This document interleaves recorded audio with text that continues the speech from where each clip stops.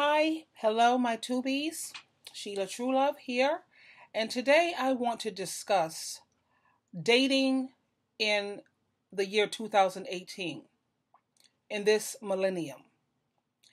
A lot of people are saying how they are having such a hard time finding a partner because dating has definitely changed.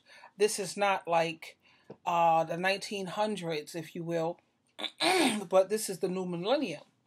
And the complaints that I hear a lot from a lot of my women from my women's group, along with women who I may meet as I'm traveling and places that I go and that I myself has experienced, is that dating today, you have to play so many games.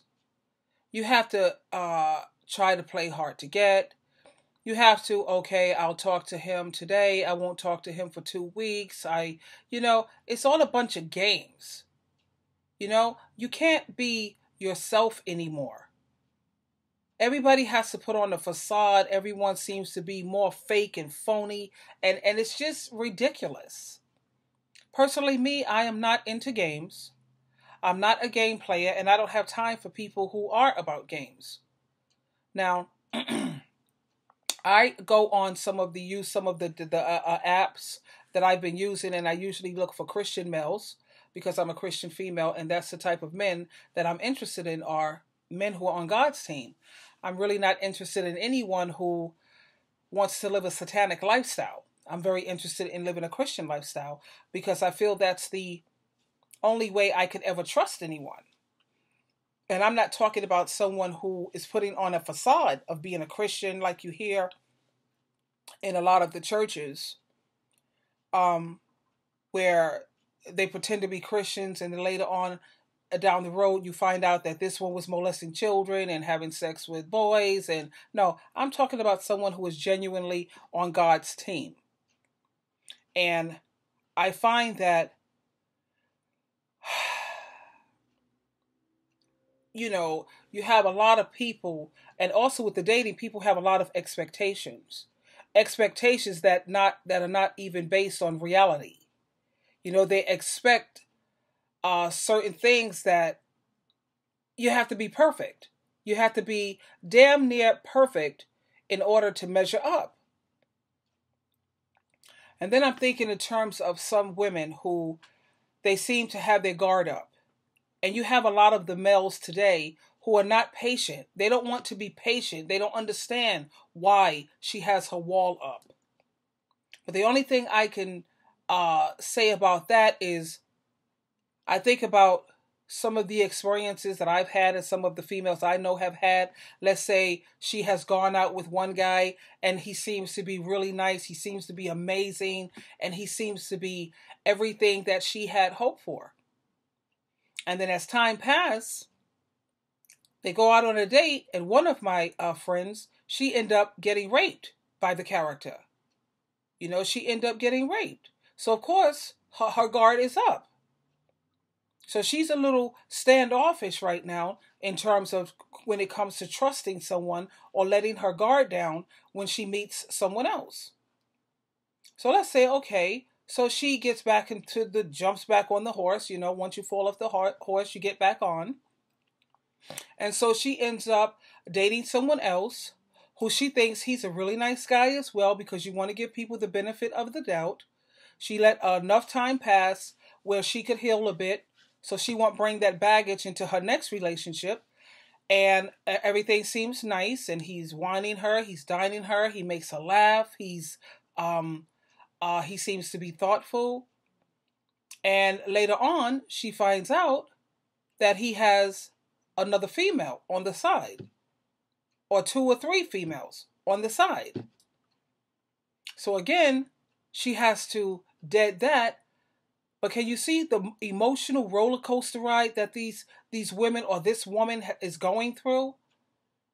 Okay, and then time passes again. You can't give up. You gotta keep trying if that's what you want to do. And she goes out there. Let's say she meets this guy named, let's just call him Jason. And when she meets Jason, Jason is a really nice guy. They are really nice. They hang out together. They have a good time, laughs, and enjoy each other's company. They do adventurous things. And then after, let's say, 2 months, 3 months, Jason, he wants to take it to the next level. He wants to talk about commitment. He's looking for something to be committed. Now, let's say my friend, she has her wall up. Because after all, she's already been raped in one situation. She's already found out that the character has somebody else on the side, 2 or 3 other people on the side. So, of course, she's not so eager to just jump right back in. So, she tells Jason, her wall goes up because we're talking about trying to survive, just self-preservation in itself. So, of course, her wall goes up. And she lets Jason know that I'm just not ready for that. Now, you see, Jason, he really is the nice guy. He's the wonderful guy, to be honest. So she tells Jason no. So Jason, he's really looking for a relationship. So, of course, he deads the relationship. He puts it to an end because he wants something that's real. But she has been hurt so many times and have been through so much. Now she's to the point where she's like, no, she has her guard up, and it's understandably so. I mean, So anyway, she ends up losing Jason. And, she just says, well, whatever. But as time goes on, she finds out that she missed Jason. She really, really misses him because they used to have a really good time. And when she thought about it, when all was said and done, Jason really didn't do anything to really hurt her or cause her guard to be so up. And so she goes over to Jason's house and she knocks at the door. And when she knocks, a woman comes to the door. A woman comes to the door and she lets the woman let you know he has already moved on. Now, he was the one that was the good guy who really wanted marriage. He wanted to settle down. He wanted children. And he was the one who was the fairy tale guy. Okay? The one that she's been looking for. But that was blown because she has been hurt so much. And her guard is up. So anyway, she realizes that, you win some, you lose some. What the hell? You have to move on. So she goes out there. She meets another guy. And let's just say his name is, I don't know, let's say Jermaine. And when she meets Jermaine, she's going out, wines her, he dines her, and she is out to dinner with Jermaine, and then Jermaine, he pretends like he says that he had lost his wallet, so he's not able to pay for the dinner. So he says he must have gotten pickpocketed on the train or whatever. So she sits and she thinks, and she says, okay, that's a possibility living in the city. They do have pickpockets, so she doesn't have a problem paying for the dinner. She doesn't have a problem, so she pays it, and she thinks nothing of it, what the hell, and, she's sorry that he lost his wallet. Okay, because she's trying not to bring the baggage into this relationship. Okay, so they go about talking over the phone, and he makes her laugh, and he's pleasant enough, whatever. And later on, Jermaine, he tells her how it's kind of hard for him to get back and forth to her because he doesn't have a car.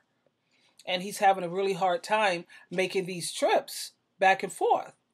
So she said, really, she really likes this guy. She really does, and she doesn't want to blow it like she blew it with Jason. So she doesn't want to take a chance. So she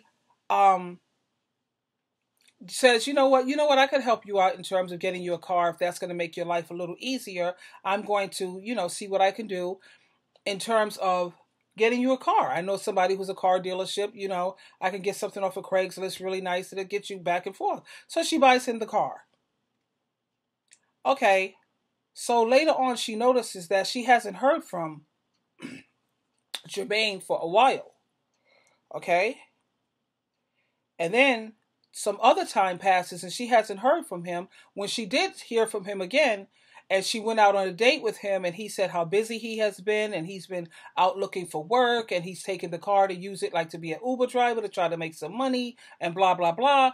And she's trying to be understanding and trying not to be bitter. And so she says, okay, I understand pretty much, whatever. So they part their ways, and She goes her separate way. He drives her home and everything. And time passes. She hasn't heard from Jermaine again. And when she notices, she looks around, her purse is missing. Her purse is missing. So little did she know is that Jermaine, he was a con artist. He was a con artist. So again, she's been hurt again in another relationship. This is what it's like out here in 2018. You don't know who you can trust. So what I think men need to do, and I'm sure there has been a lot of men who have gone through some hardships when it came to them dating women, but I'm focusing right now on the women and what it's like dating out here in 2018. It's rough, because you don't know who you can trust. You don't know who you can let your guard down with. And what these men have got to do is when they want to say that, oh, she's so hard and she got her walls up and she's so cold and she wants to bring what happened to her in her other relationships into this relationship, men have got to try to be understanding and they have got to be patient. What they need to do is ask her, what has happened to you? Tell me some of the things that has happened to you that has caused you to be so distant, so aloof, so cold. Try to take time to understand her. Don't rush into everything, because these women have been through so much emotionally where they're trying not to be bitter. They're trying not to be suspicious and whatever. It's like you can't win for losing. It's just ridiculous out here.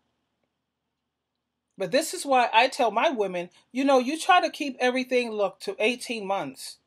If this person can't maintain a friendship with me for at least 18 months, then I'm glad that Jehovah God removed them. God removes people out of your life for a reason. And just like they have that illustration in life, it's like a tree. You have leaves, then you have the branches, and then you have the roots. You have a lot of people who are nothing but leaves. The moment the wind blows a little hard, the leaves, they fall off, they dwindle, they fly away. So those are not people who are keepers, are meant to be in your life anyway. And then you have those who are branches. Branches may hang out just a little bit longer than the leaves, but the moment a little hardship or things get a little thick, the branches, they break right off and they're gone. But when you have someone in your life that is like a root, that's the root down in the earth. Deep there, it's clinging, it's there. Those roots aren't going anywhere. And that's what you have to look for when it comes to dating. You have to look for people who are roots. And that's why I always say 18 months, because anybody could get past 6 months of being nice and kind. Anybody could get past a year. But I don't hardly see anyone who can get past 18 months. And that's why I picked that amount of time. 18 months, of course, you might not see eye to eye on everything, and there's not going to be some disagreements within that time period, but you're going to know how to work through it like an adult. You're going to know how to communicate. Sit down, let's talk about it. And when it comes to all of this game playing, let me not pick up the phone. No, I gotta wait this out. No, I gotta pretend like I'm not available. I'm not trying to go that route. I'm not interested in games. Like, you have a lot of guys, they'll sit up here and date someone, and then they won't call her. They'll date her, and they'll call her constantly. They'll be texting her like every day, all throughout the day. Text. And then you won't hear from them for like 2 weeks. You see, if someone does that to me, because I've listened to my girls from my women's group. I have also a women's group that I have my on my phone, women's group, and then I have the Monday night where it's all women, just live. And I listen to their stories, and I listen to the things that they're going through in terms of a lot of the abuse that they're putting up with, a lot of the ones who are courageous enough to get back out there and date. Like me, I'm courageous enough. I don't care, because I automatically have them in the friend zone. They have to work their way out of that friend zone. Because I'm not going to sit here and constantly have myself abused emotionally.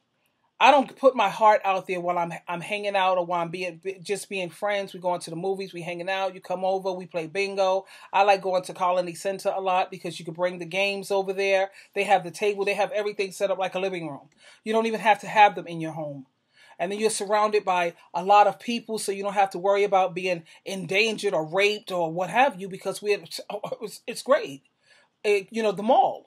They have a lot of places in the mall where you could just bring bingo, or you could bring cards, or you got the movies, you got the food. I love going out to the malls. And I always meet them over there. And since I don't drive, I take my Uber coming back home. You know? And we get to know each other sitting right there as if they was in my living room. We could sit right there, and on our tablets, we watch a movie together. If we're not in the big movie, we sit and we talk. Sometimes we go out for drinks, cocktails, and I don't usually drink with men alone. I'll do that like if I'm in a group, like they have the meetup, and I'll go with him or him to a meetup when we're together, and it's like in a group. And I never go past 3 drinks when I'm out with a group, a man, never. 1 drink per hour. So that way I stay in control. But anyway, it's hard dating for 2018 because you have to keep your guard up. There's a lot of expectations. You have a lot of games. People want to play a bunch of games. I'm not a game player, like I said, and I'm sure there's so many other people out there who don't like playing games either. I'm a no-nonsense woman. I'm a fun lady. I could be loads and loads of fun. And I love making people laugh. I think I'm pretty funny, But there you have it. I don't think that you should give up dating. I think you should just date wiser, And the purpose of this video is to try to also help men who may watch this. You have to understand why women may have their guard up and why they are a little reluctant to just let their hair down, if you will. So I'm hoping this video helped someone, benefited someone, helped them to understand just a little bit more. And don't forget, you always have a choice. If you choose to play games, that's on you. Personally, me, I don't like playing games. I'm not a child. So anyway, Sheila True Love, and until next time, we'll talk again. Toodles.